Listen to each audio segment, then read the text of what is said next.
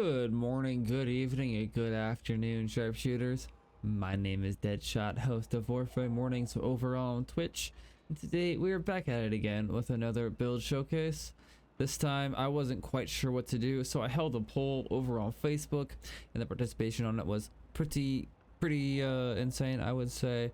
A lot more than I expected, at least 12 different votes, and with an overwhelming majority win of 84%, we came up with Elemental Citrine. This build honestly is a lot of fun, so I'm kind of glad this one won. And jumping straight into the builds, we are going with corrosive projection in the aura slot, primed sure-footed in the exiles to keep ourselves on our feet and maintain our damage potential, on vitality for the health production and the increase of heat damage, as our heat procs from our abilities will be procced twice. Primed flow for the increase in energy capacity. Blind rage, pardon me, for the ability strength, and the negative ability efficiency is totally irrelevant. Precision intensify for that increase of ability strength on our 4. Augur reach for that extra ability range to increase the range of our 3 and our 4 and our 1, and for the extra energy spent on abilities and converted to shields, which is going to help us keep our shields up. Equilibrium for the energy to health and health to energy conversion. Archon stretch for that extra ability range, and electricity damage restores 2 energy per second over 5 seconds, and you'll be constantly proccing this as you'll be constantly using your 3rd. And then Archon continuity gives us increase of 55% ability duration, and abilities that inflict toxin status effect will also apply a corrosive status effect, which is going to be very handy and it's going to help increase the amount of status effects we can deal from our abilities. And then jumping into our arcanes, we are running arcane impetus to increase our ability strength and our ability efficiency on unique status effects, which is part of the reason why our ability efficiency does not matter. We're going to be negating somewhere up to 30%, 27% of that, so it doesn't really matter. So you're negating about half.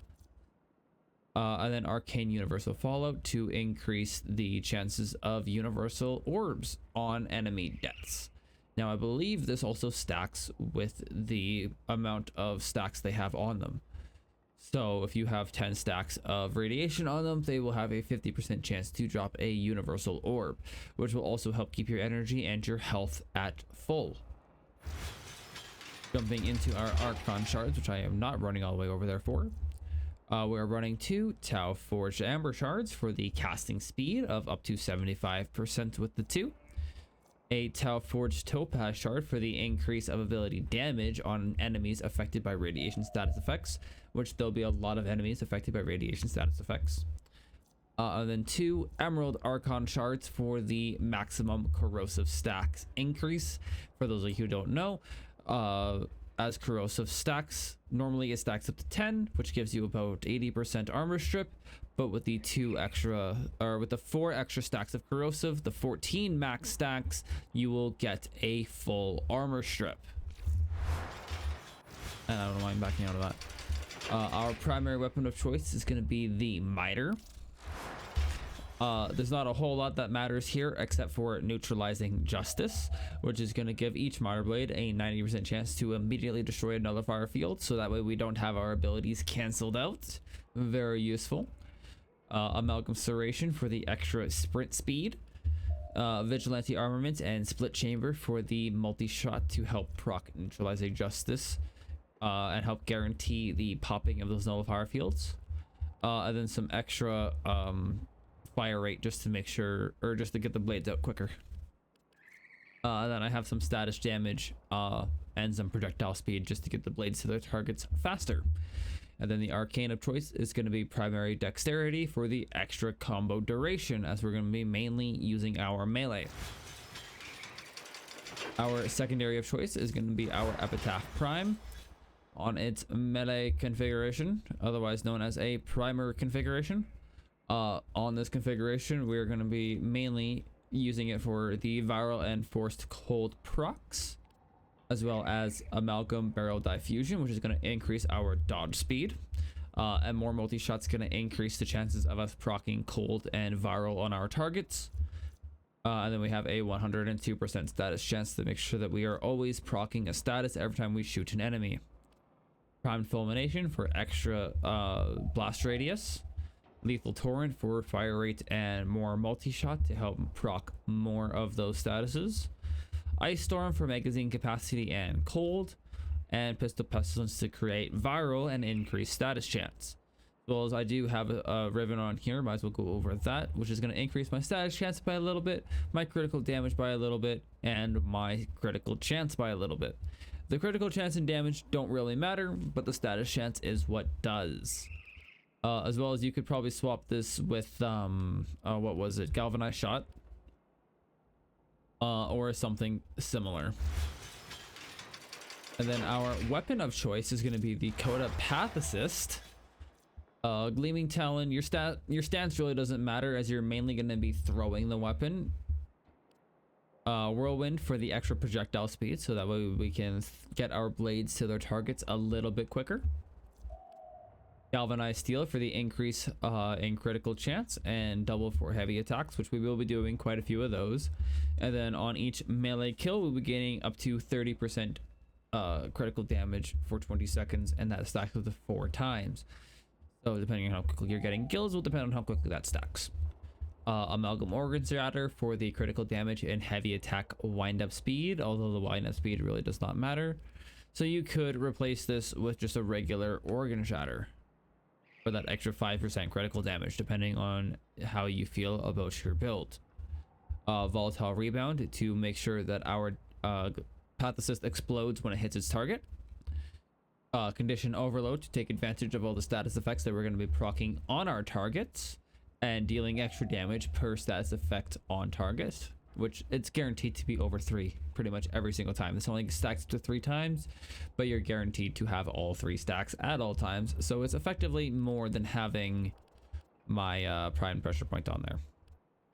Drain Infection for extra critical damage per cyst, and we're going to be growing 2 cysts over 6 seconds that erupt every 25 seconds to spawn another maggot. This is also going to help contribute to the unique trait, which will give you miasmites for each kill. Then Power Throw, which will give you extra throw damage. Prime Fury for extra attack speed, and Galvanized Reflex for that heavy attack efficiency, and Initial Combo. This will help keep our combo stacks up. And then our Arcane of choice is going to be Melee Influence, which is going to synergize with the Valence of Electricity.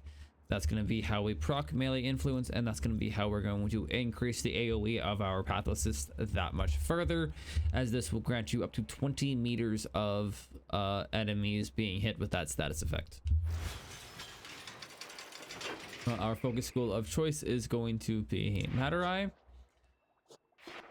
as this is going to give us a couple of fun things like Power Transfer, which is going to give us 50% casting speed on switching into our Warframe, and Sling Strength, which is going to give 40% ability strength on switching back to our on-chained Void Slings. Sorry.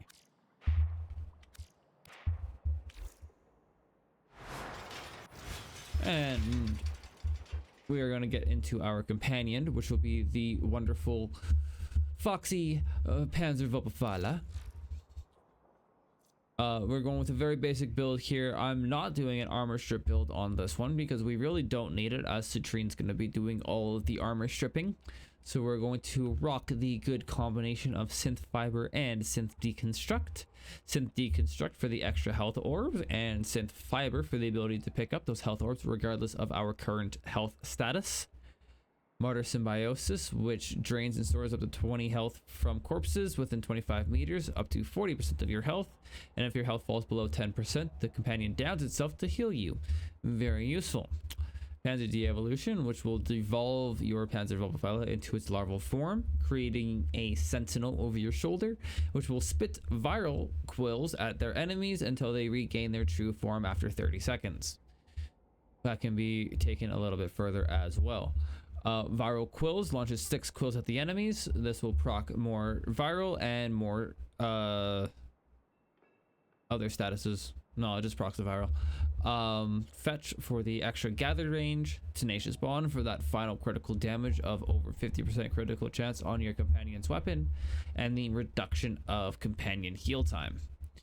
Contagious Bond for the extra status effect spread. Primed Animal Instinct for extra loot radar and enemy radar, and Resourceful Retriever for the extra pickups. Into the claws, very basic setup here. Frenzied Posture for the extra, for the bouncing around of targets, because this allows you to spread status effects that much quicker, as our claws will surprisingly proc some status effects, as it does have a 20% chance to proc, which is not too bad. As well as this also increases status duration, which is very nice and very helpful for your viral quills, as this will also increase the amount of duration on the viral. Bite for the critical chance and critical damage. This takes your critical chance well over that 50% threshold needed for Tenacious Bond to proc that 1.2 final critical damage multiplier. Radon Claws for the radiation damage and critical damage. Bloodthirst for the health steal on slash procs. Magnetic Claws for the magnetic damage and the extra status duration, granting us up to 120% status duration, doubling the amount of time that viral is going to stick to those enemies. Mission alert available. Check navigation. Can you not interrupt me, Marjolaus? That'd be great. Frostjaw for the extra cold and the extra status chance. This is also going to help create viral, as the claws do innate toxin. Precision Conditioning, which converts all base melee damage into slash and gives you an extra 385% base melee damage. Call of the Week, which will also give you another 60% melee damage per status type affecting the target. Non-critical hit deal extra 240% damage, but that doesn't matter because our crit chance is going to be guaranteeing that we do crits. So that does not matter, but the extra 60% per status effect does matter. And then Swipe for even more targets to be hit. And then finally, we're going to get into our Arch Gun. Should you have the two Arch Gun arcane adapters, we're going to be running one primary dexterity and one secondary dexterity. Looks familiar? That's because it is. And this is going to give us a whopping 30 seconds of combo duration, which is absolutely mental. So lots of combo duration. You're not really worried about losing it. We're going to be maximizing our damage at all times. Now, to showcase the build and get into our damage, we're going to show it off and talk a little bit about abilities while we do it. Her passive is very useful, as her passive starts at 5 health regeneration per second and gets increased per health orb pickup. And the enemy calls for a song. And we will be picking up a lot of health orbs, so we will be making sure that we proc that 0.1% or that 0.1 regen constantly. That was embarrassing, but we don't do that.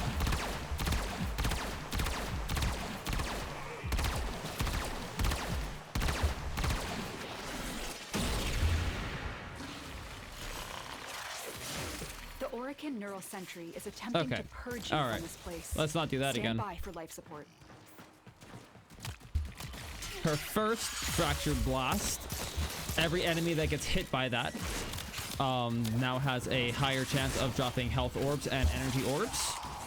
Health orbs have an extra 199% chance to drop, and the energy orbs have an extra like 140% chance to drop, or an extra 40% chance to drop, or something like that. So very useful there. Her second gives her damage reduction, capped at 90%, but can start as high as like 80%. My base is 79 where it starts, and then per kill it goes up by 5, and per assist it goes up by 2%.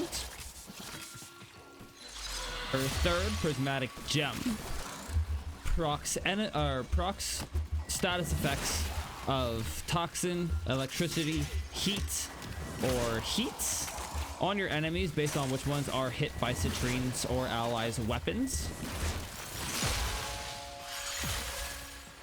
And And that's where our Archon continuity and our Archon stretch come into play, because the Archon stretch is going to be procced off of that, and the Archon continuity is going to be increasing the amount of status effects that we deal. This total combination is going to make sure that we are dealing tons of status effects. And the fourth is a beautiful helmness swap of the Shirinka pillars.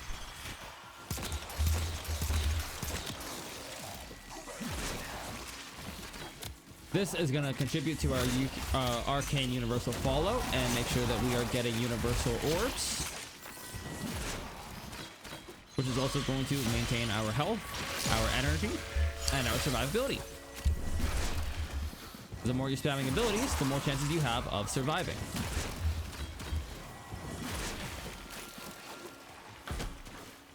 Oh boy, that was fun.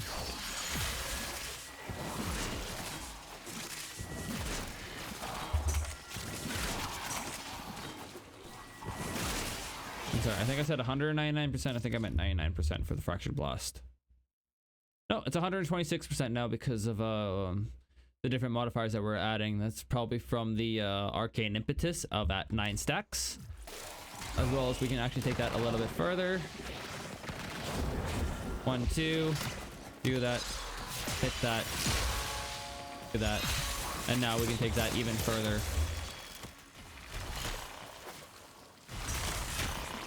The Shirinka pillars are also important as well, as they will inflict a 35% slow on your enemies while they are being affected by the pillars. So they're taking all those radiation procs, and if you set it up correctly with your prismatic gem in the middle and a couple of pillars off to the sides, they will be forced to slow down because of the pillars. You attack them, they will then get hit by the prismatic gem, which will proc all kinds of different status effects on them, which will strip their armor, give you energy, and give you stacks of impetus. And they can't do much about it but sit there and take it. At 65% of the speed they would normally be at.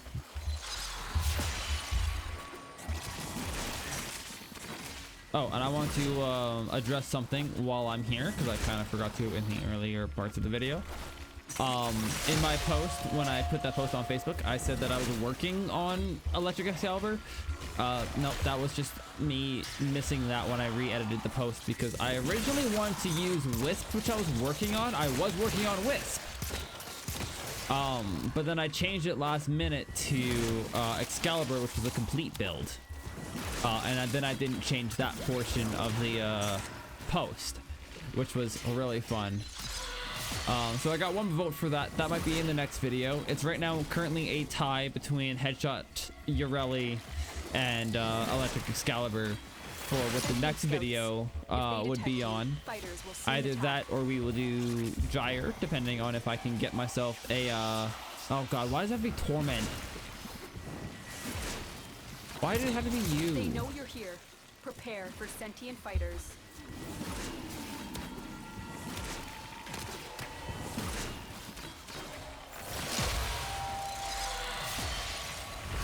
Yeah, this is the only time that I regret taking the armor strip off of my vulpaphyla. It's against these guys, but that's fine. We'll be okay. Hit him with things. He'll go down eventually. As long as he doesn't murk me, I'm fine. That would be embarrassing. There we go.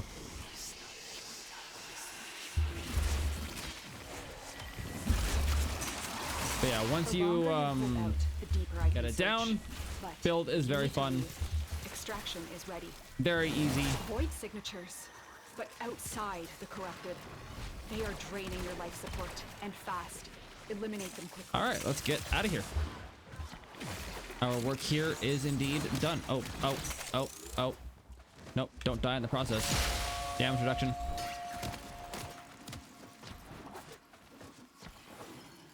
Tenno, if you have a necromech, this would be an excellent place to deploy it.